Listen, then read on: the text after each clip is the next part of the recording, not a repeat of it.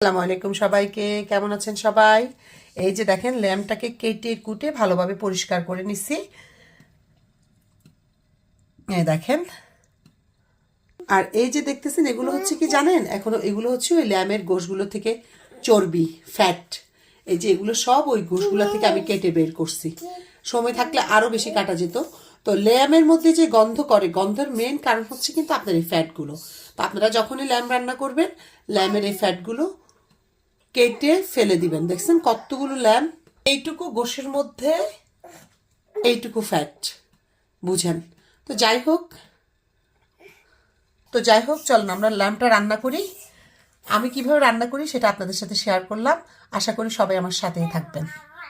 এই যে দেখেন, রান্না করার জন্য পাইপেন বসাই দিলাম। পাইপেনে দিয়ে দিলাম পরিমাণ মতো তেল। দেখেন কি পরিমাণ ফ্যাট, আমার কাছে আশ্চর্য লাগলো। এই যে দিয়ে দিলাম, আপনার তেল গরম হয়ে গেছে, তেলের মধ্যে দিয়ে দিলাম ল্যাম্পটা দিয়ে আপনার ভালো করে ফ্রাই করে নিব। ওকে ওকে নিচ্ছে মামা, ওয়েট করো, ওয়েট। এই যে ল্যাম্পটা দিয়ে ভালো করে এই তেলের মধ্যে আমি এটা ফ্রাই করে নেব। ফ্রাই করার সময় আমি এখানে একটু লবণ দিয়ে দিব, একটু করে লবণ দিয়ে দিব, পরিমাণ মতো লবণ দিয়ে দিলাম।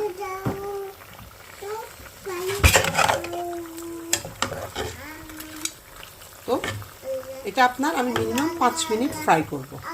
এই দেখেন ল্যাম্পগুলো ফ্রাই হয়ে গেছে।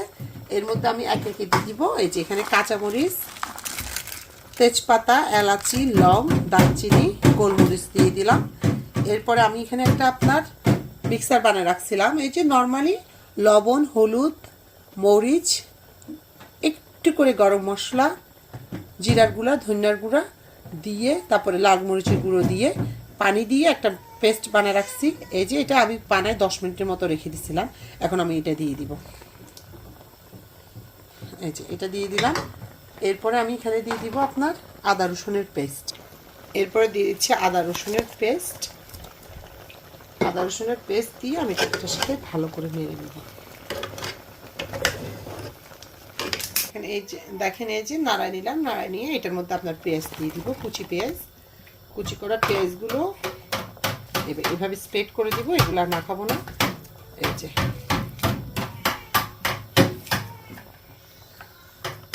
এভাবে দিয়ে দিব, দিয়ে আমি এটাকে ঢেকে দিব।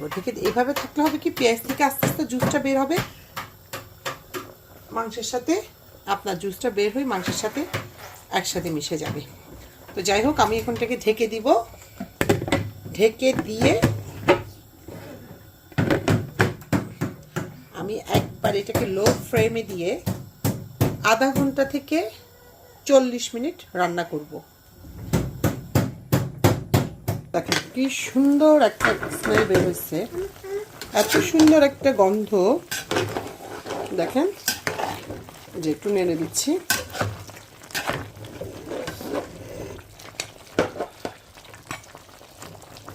দেখছেন এত সুন্দর, অনেক ঝোল বের হয়েছে আর এত সুন্দর একটা স্মেল বের হয়েছে, মাশাআল্লাহ।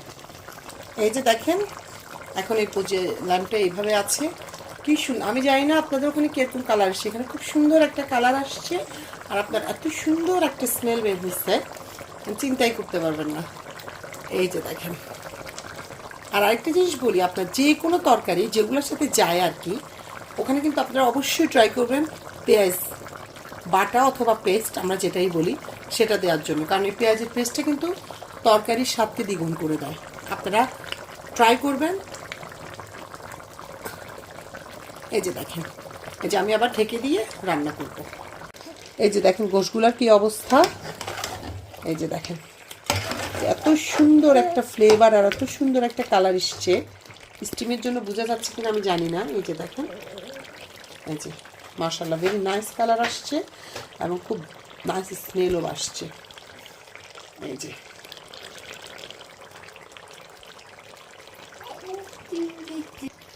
যে দেখেন, এই যে আমি এখানে একটু গরম পানি অ্যাড করে নিব। আমার যেহেতু একটু ঝোল লাগবে আজকে, ওই জন্য গরম পানি অ্যাড করতেছি। এই যে পানি অ্যাড করতেছি। আর আপনারা চাইলে আপনারা একবারে লো ফ্লেমে দিয়ে চুলা এর মধ্যে রান্নাটা করে নিতে পারেন। আর হচ্ছে চাইলে আলু অ্যাড করতে পারেন, অন্য কোনো যে কোনো পছন্দের ভেজিটেবল যেগুলো গোশের সাথে যায় ওরকম অ্যাড করে নিতে পারেন। তো যাই হোক, আমি কোনো আজকে সবজি বা কোনো কিছুই অ্যাড করব না। এই যে আমি জাস্ট এভাবে করে নিলাম। আমি পানিটা অ্যাড করে দিয়ে আর একটু নেড়ে দিব।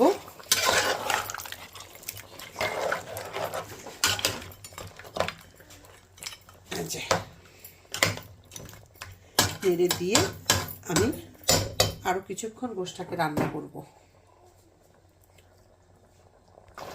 আমার গোশটা হয়ে গেছে ফাইনালি। স্টিমের জন্য একটু বোঝা যাচ্ছে না, সরি। এত সুন্দর একটা কালার এসছে, এত সুন্দর একটা কালার এসছে, কি বলবো। এই যে আমার ফাইনালি হয়ে গেছে। আমি এখানে একটু করে জিরা গুঁড়া দিয়ে চুলাটা অফ করে দিব। একটু করে জিরার গুঁড়া দিয়ে দিলাম,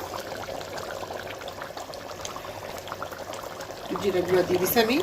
এই যে হয়ে গেছে আমার গোশটা ফাইনালি।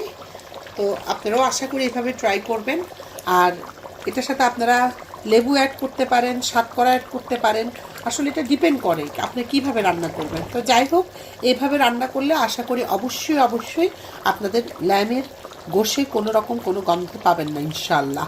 তো সবাই ভালো থাকবেন, আমাদের জন্য দোয়া করবেন, আমার পরিবারের জন্য দোয়া করবেন, আপনাদের সবার জন্য, আপনাদের পরিবার পরিজন সকলের জন্য দোয়া থাকলো। আসসালামু আলাইকুম সবাইকে।